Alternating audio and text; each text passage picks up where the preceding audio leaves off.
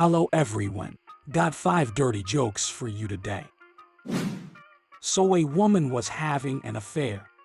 One rainy day she was in bed with her lover when she heard her husband's car pull into the driveway. Panicking, she turned to her lover and whispered urgently, "Hurry! Grab your clothes and jump out the window." The lover, taken aback, replied, "But it's raining out there." The woman was insistent. "If my husband catches us, he'll kill us. Please, just go." The lover quickly put on his clothes and jumped out of the window, landing in the muddy puddles below. As he ran down the street, completely drenched from the pouring rain, he discovered he had run right into the middle of the town's annual marathon. With no time to waste, he decided to join the race and blend in with the other runners. After a little while, a small group of runners who had been watching him with some curiosity jogged closer. "Excuse me," one of them said, "but do you always run in the nude?" The lover, caught off guard, responded, "Oh yes. It feels so wonderfully free." Another runner chimed in, "Do you always run carrying clothes under your arm?" The lover, now feeling a bit embarrassed, answered, "Well, yes. That way I can get dressed right at the end of the run and go home." A third runner cast his eyes a little lower and asked, "Do you always wear a condom when you run?" The lover, caught completely off guard, blurted out, "Nope, just when it's raining." So a man from a small town decides to venture out into the big city to purchase some much-needed essentials. Being a self-sufficient guy, he rarely travels far from his hometown, but this time, he's forced to make the journey. Deciding to make it a special occasion, he takes his youngest child with him, hoping to impart some worldly knowledge to his eager audience. They chatter away during the journey until they arrive at their first stop, the bakery. As they pull up, the little one excitedly asks where they are. "This is John the baker, my dear. You see, when Ad doesn't have time to make bread, John makes it for him."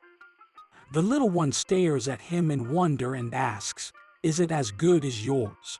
With a small grin, the man replies, "No, mine is better." And off he goes to get the bread. Arriving at their next stop, the little one again queries where they are. "This is Ted's liquor store, sweetheart. You see, when Ad doesn't have time to brew beer, Ted makes it for him." The little one thinks for a moment and asks, "Is it as good as yours?" With a bigger grin, the man replies, "No, mine is better." And off he goes to get some beer. Finally, they arrive at the butcher shop, and the little one thinks she's figured out the pattern.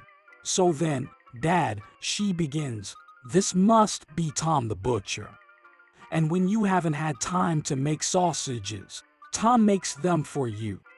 The man smiles at his clever child and says, "Yes, that's right."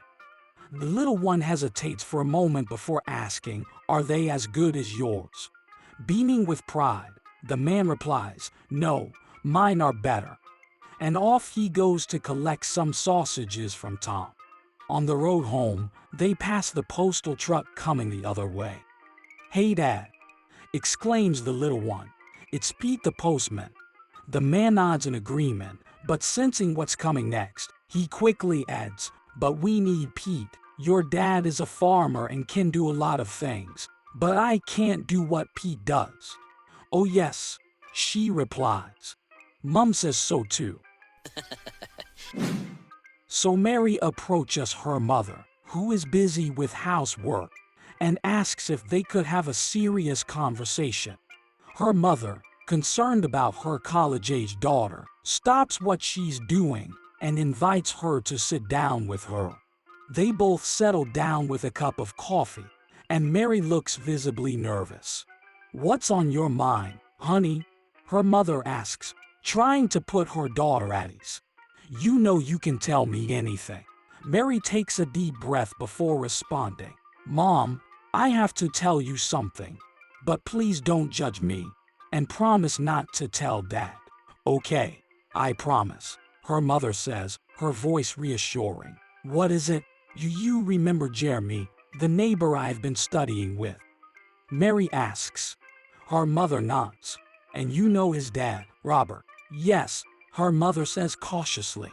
Well, I think I'm in love with him, Mary confesses, her voice barely above a whisper.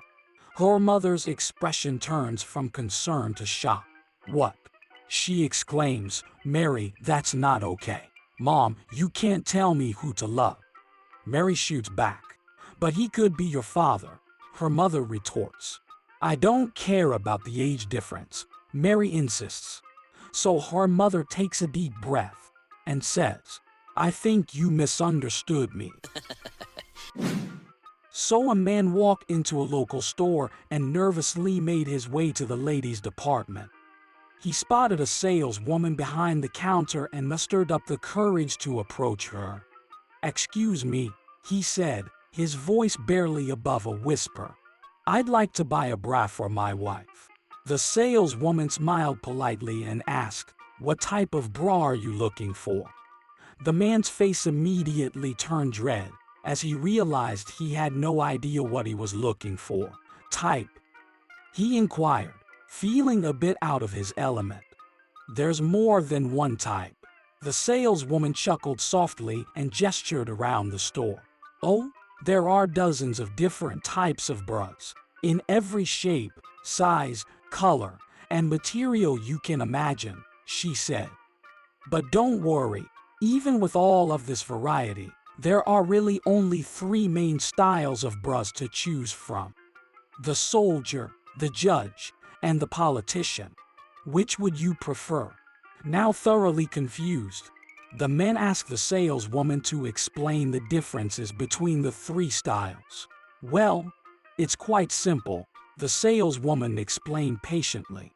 The soldier bra is designed to defend strategic location from foreign hands. The judge bra ensures that everything is equal and balanced. And the politician bra, well, the politician bra blows everything out of proportion.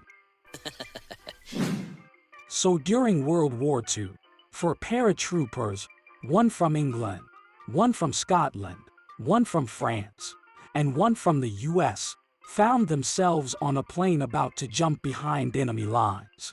They were ready to do their duty, but as they were preparing to jump, they realized there was only one serviceable parachute. The paratroopers looked at each other, unsure of what to do. It was clear that someone was going to have to jump without the parachute, and they were all hesitant to make that sacrifice. Suddenly, the French paratrooper, who had been quietly sipping on a glass of cognac, downed the rest of it and exclaimed, Pour la France! Before jumping out of the plane without the parachute. The American paratrooper, not wanting to be outdone, quickly downed a glass of bourbon and shouted, For freedom! Before jumping out of the plane without the parachute as well. The Scotsman, determined to show his courage and loyalty to his country, downed a glass of whiskey and declared, For Scotland! And threw the Englishman out of the plane.